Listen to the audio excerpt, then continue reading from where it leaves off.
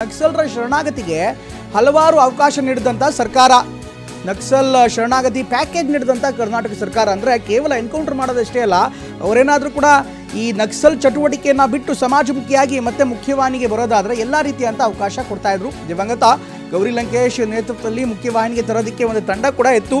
ಸರ್ಕಾರದ ಪ್ಯಾಕೇಜ್ಗೆ ಒಪ್ಪಿ ಶರಣಾಗಿದ್ದಂಥ 7 ನಕ್ಸಲರು 2013-2014ರಲ್ಲಿ ಕಾಂಗ್ರೆಸ್ ರಚನೆ ಮಾಡಿದಂಥ ನಕ್ಸಲ್ ಪ್ಯಾಕೇಜ್ ಇದು. ಕಾಂಗ್ರೆಸ್ ಸರ್ಕಾರ ರಚನೆ ಮಾಡಿದಂಥ ನಕ್ಸಲ್ ಪ್ಯಾಕೇಜ್ ಇದು. 2013-2024ರಲ್ಲಿ ಶರಣಾಗಿದ್ದಂಥ ನೂರ್ ಶ್ರೀಧರ್, ಹಾಗೆ 2014-15ರಲ್ಲಿ ನೀಲುಗುಳಿ ಪದ್ಮನಾಭ್ ರೇಣುಕಾ ದಂಪತಿ ಶರಣಾಗಿದ್ದರು.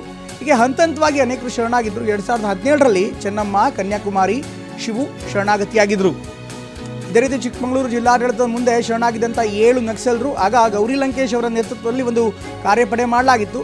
ಶರಣಾಗಿದ್ದನ್ನು ವಿರೋಧಿಸಿದ್ದಂಥ ವಿಕ್ರಮ್ ಗೌಡ ಮತ್ತು ಮುಂಡಗಾರು ಲತಾ, ಕೇರಳ ತಮಿಳುನಾಡು ಭಾಗಕ್ಕೆ ತೆರಳಿದಂಥ ನಕ್ಸಲ್ ನಾಯಕರು ಯಾವಾಗ ಶರಣಾಗತಿ ಆಗೋದಕ್ಕೆ ಅವರೆಲ್ಲ ಮುಂದೆ ಬಂದರು, ಆ ಸಂದರ್ಭದಲ್ಲಿ ವಿಕ್ರಮ್ ಗೌಡ ತೀವ್ರವಾದಂಥ ವಿರೋಧವನ್ನು ವ್ಯಕ್ತಪಡಿಸಿದರು. ಮುಂಡಗಾರು ಲತಾ ಕೂಡ ತೀವ್ರವಾದಂಥ ವಿರೋಧವನ್ನು ವ್ಯಕ್ತಪಡಿಸಿದರು. ಶರಣಾಗತಿ ನಕ್ಸಲ್ ಸಿದ್ಧಾಂತದ ವಿರೋಧ ಎಂದು ನಂಬಿದ್ದಂಥ ವಿಕ್ರಮ್ ಗೌಡ, ಈ ರೀತಿ ಶರಣಾಗತಿ ಆಗಬಾರ್ದು, ಇದು ನಮ್ಮ ಸಿದ್ಧಾಂತದ ವಿರುದ್ಧ ಅಂತ ವಿಕ್ರಮ್ ಗೌಡ ಮತ್ತು ಮುಂಡಗಾರು ಲತಾ ನಂಬಿದ್ರು.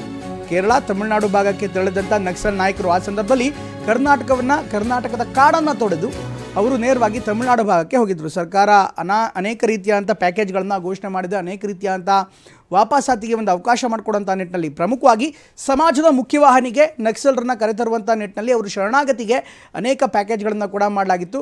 2013ರಿಂದ 2024 ನಡುವೆ ಒಟ್ಟು 7 ಮಂದಿ ನಕ್ಸಲರನ್ನ ಶರಣಾಗತಿ ಮಾಡಲಾಗಿತ್ತು. ಈ ಬಗ್ಗೆ ಇನ್ನಷ್ಟು ವಿವರವನ್ನು ಕೊಡ್ತಾರೆ ನಮ್ಮ ಪ್ರತಿನಿಧಿ ಅಶ್ವಿತ್ ಜಾಯ್ನ್ ಆಗ್ತಾರೆ. ಅಶ್ವಿತ್, ಈಗಾಗಲೇ ಸರ್ಕಾರ ಈಗ ಎನ್ಕೌಂಟರ್ ಮಾಡಿದೆ, ಅಫ್ಕೋರ್ಸ್ ಪೊಲೀಸರು ಎನ್ಕೌಂಟರನ್ನು ಮಾಡಿದ್ದಾರೆ. ಎನ್ಕೌಂಟರ್ ಆಗೋಕ್ಕಿಂತ ಮೊದಲು ವಿಕ್ರಮ್ ಗೌಡ ಸೇರಿದಂತೆ ಬೇರೆಯವರಿಗೆ ಒಂದು ಅಪ್ರೋಚ್ ಆಗಿ, ಅಂದರೆ ಅಫ್ಕೋರ್ಸ್ ಈಗಾಗಲೇ ದಿವಂಗತ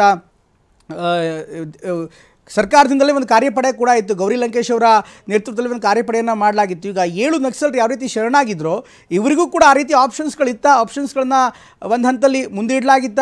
ಅದಕ್ಕೆ ಅಫ್ಕೋರ್ಸ್ ವಿಕ್ರಮ್ ಗೌಡ ಈಗಾಗಲೇ ಇದಕ್ಕೆ ವಿರುದ್ಧ ಇದ್ದಾರೆ ಅನ್ನುವಂಥ ಮಾಹಿತಿ ಕೂಡ ಲಭ್ಯವಾಗ್ತಾ ಇದೆ. ಈ ಆಫರ್ನ ರಿಜೆಕ್ಟ್ ಮಾಡಿದ್ದೆ, ಅಂದರೆ ಶರಣಾಗತಿಯ ಪ್ಯಾಕೇಜ್ಗಳನ್ನು ರಿಜೆಕ್ಟ್ ಮಾಡಿದ್ದೆ ಇವತ್ತು ವಿಕ್ರಮ್ ಗೌಡ ಹತ್ಯೆಗೆ ಕಾರಣವಾಗಿದೆಯಾ?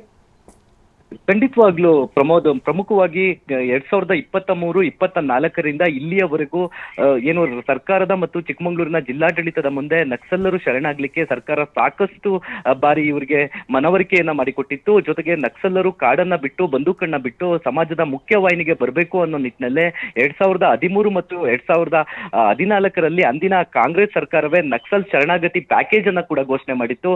ಪ್ರಮುಖವಾಗಿ ಈ ಒಂದು ಕಮಿಟಿಯನ್ನ ಕೂಡ ರಚನೆ ಮಾಡಿತ್ತು. ಈ ಒಂದು ಕಮಿಟಿಯಲ್ಲಿ ದಿವಂಗತ ಗೌರಿ ಲಂಕೇಶ್ ಸೇರಿದಂತೆ 3 ಒಂದು ತಂಡ ರಚನೆಯಾಗಿತ್ತು. ಇದರ ಮುಂದುವರೆದ ಭಾಗವಾಗಿ ಸಾಕಷ್ಟು ಹೆಸರನ್ನ ನಕ್ಸಲ್ ಚಳುವಳಿಯಲ್ಲಿ ಮಾಡಿದಂತಹ ನೀಲ್ಗುಳಿ ಪದ್ಮನಾಭ್ ಮತ್ತೆ ನೂರ್ ಜುಲ್ಫಿಕರ್ ಅವರು ಪ್ರಮುಖವಾಗಿ ಮೊದಲನೇದಾಗಿ ಚಿಕ್ಕಮಗಳೂರಿನ ಜಿಲ್ಲಾಡಳಿತದ ಮುಂದೆ ಇವರು ಶರಣಾಗತಿಯಾಗಿದ್ರು. ಆದ್ರೆ ನಕ್ಸಲ್ ಪ್ಯಾಕೇಜ್ ಅಲ್ಲಿ ಬರುವಂತಹ ವಸತಿ ಸೌಕರ್ಯ ಮತ್ತೆ ಹಣ ಇರ್ಬೋದು, ಜೊತೆಗೆ ನೌಕರಿಯನ್ನ ಇವರು ತಿರಸ್ಕರಿಸಿದ್ರು. ಆದ್ರೆ ಸಮಾಜದ ಮುಖ್ಯವಾಹಿನಿಗೆ ನಾವು ಬರ್ತೀವಿ ಅಂತ ಹೇಳಿ ಶರಣಾಗತಿಯಾಗಿದ್ರು. ಇದೇ ರೀತಿ ಇನ್ನ 7 ಜನ ನಕ್ಸಲರು ಶರಣಾಗತಿಯಾಗಿದ್ರು. ಆದ್ರೆ ಪ್ರಮುಖವಾಗಿ ಈ ಒಂದು ನಕ್ಸಲ್ ಶರಣಾಗತಿ ಪ್ಯಾಕೇಜ್ಗೆ ಸಾಕಷ್ಟು ಒಂದು ಒಲವು ಕೂಡ ವ್ಯಕ್ತವಾಗಿತ್ತು. ಪ್ರಮುಖವಾಗಿ ಸಮಾಜದ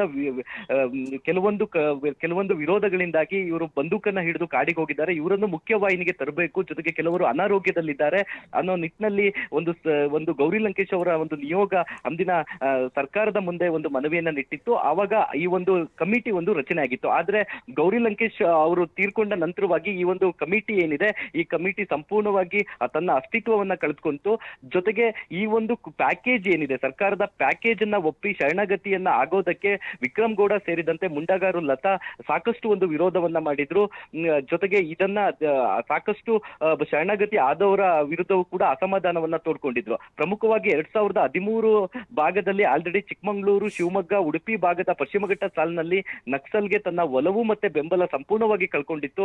ಜೊತೆಗೆ ANF ತೀಕ್ಷ್ಣ ಒಂದು ಕಾರ್ಯಾಚರಣೆ ಕೂಡ ನಡೆಸ್ತಾ ಇತ್ತು. ಹಿನ್ನೆಲೆಯಲ್ಲಿ ತಮ್ಮ ಒಂದು ಚಟುವಟಿಕೆಯನ್ನ ಕೇರಳ ಮತ್ತೆ ತಮಿಳುನಾಡಿನ ಭಾಗಕ್ಕೆ ವಿಸ್ತರಿಸಿದ್ರು. ಅಲ್ಲೇ ಅವರು ತಮ್ಮ ಅಡಗು ತಾಣವನ್ನಾಗಿ ಮಾಡ್ಕೊಂಡಿದ್ರು. ಆದ್ರೆ ಈ ಭಾಗದಲ್ಲಿ ಸಾಕಷ್ಟು ಒಂದು ಕೂಂಬಿಂಗ್ ಕಾರ್ಯಾಚರಣೆ, ಥಂಡರ್ ಬೋಲ್ಟ್ ಕಾರ್ಯಾಚರಣೆ ಏನ್ ನಡೀತಿದೆ, ಹಿನ್ನೆಲೆಯಲ್ಲಿ ಇವರು ಕರ್ನಾಟಕದ ಕಡೆ ಮುಖ ಮಾಡಬೇಕಾಯ್ತು. ಜೊತೆಗೆ ಏನು ನಿನ್ನೆ ರಾತ್ರಿ ನಡೆದಂತಹ ಎನ್ಕೌಂಟರ್ ನಲ್ಲಿ ವಿಕ್ರಮ್ ಗೌಡ ಹತ್ನ ಆಗಿರುವಂತದ್ದು. ಪ್ರಮುಖವಾಗಿ ಸರ್ಕಾರ ಶರಣಾಗ್ಲಿಕ್ಕೆ ಸಾಕಷ್ಟು ಅವಕಾಶವನ್ನ ಕೊಡ್ತು, ಆದ್ರೆ ಬಂದೂಕನ್ನ ತೊರೆದು ಸಮಾಜದ ಮುಖ್ಯವಾಹಿನಿಗೆ ಇವರು ಬರ್ಲಿಕ್ಕೆ ತಮ್ಮ ವಿರೋಧವನ್ನ ವ್ಯಕ್ತಪಡಿಸ್ತಾ ಇದ್ರು ಅಂತ ಹೇಳಲಾಗ್ತಾ ಇದೆ. ಪ್ರಮೋದ್, ಥ್ಯಾಂಕ್ ಯು ಅಶ್ವಿತ್ ಎಲ್ಲ ಮಾಹಿತಿಗಾಗಿ. ಈಗಾಗಲೇ ನೋಡ್ತಾ ಇದ್ದೀರಾ, ಸರ್ಕಾರ ಕೂಡ ಅನೇಕ ಪ್ಯಾಕೇಜ್ಗಳನ್ನು ಕೊಟ್ಟಿದೆ. ಆದರೆ ಮುಂಡಗಾರ್ ಲತಾ ಇರ್ಬೋದು, ವಿಕ್ರಮ್ ಗೌಡ ಇರ್ಬೋದು, ಇವರೆಲ್ಲರೂ ಕೂಡ ಸರ್ಕಾರದ ಆ ಪಾಲಿಸಿಗೆ ಬದ್ಧವಾಗಿರಲಿಲ್ಲ ಅಥವಾ ಸರ್ಕಾರದ ಪಾಲಿಸಿನ ಇಷ್ಟಪಡ್ತಾ ಇರಲಿಲ್ಲ. ಪ್ರಮುಖವಾಗಿ ನಕ್ಸಲ್ ಸಿದ್ಧಾಂತಕ್ಕೆ ಈ ರೀತಿ ಶರಣಾಗತಿ ಅನ್ನೋದು ಸೂಟ್ ಆಗಲ್ಲ. ಶರಣಾಗತಿ ಅನ್ನುವಂಥದ್ದು ನಕ್ಸಲ್ ಸಿದ್ಧಾಂತದ ವಿರೋಧ. ಹೀಗಾಗಿ ನಾವು ನಕ್ಸಲ್ಗೆ ಆಗಿರ್ತೀವಿ, ಜೊತೆಗೆ ಯಾವುದೇ ಕಾರಣಕ್ಕೂ ಶರಣಾಗತಿ ಆಗಲ್ಲ ಅನ್ನುವಂಥ ಮಾತನ್ನು ಅವ್ರು ಪದೇ ಪದೇ ಹೇಳ್ತಿದ್ರು. ಇದೇ ಈಗ ಹತ್ಯೆಗೆ ಕಾರಣವಾಗಿದೆ. ಅಂದರೆ ಎನ್ಕೌಂಟ್ರಿಗೆ ಮಾಡಿದ್ದಾರೆ. ಎನ್ಕೌಂಟ್ರಿಂದಾಗಿ ಈಗ ವಿಕ್ರಮ್ ಗೌಡ ಜೀವವೇ ಹೋಗಿದೆ.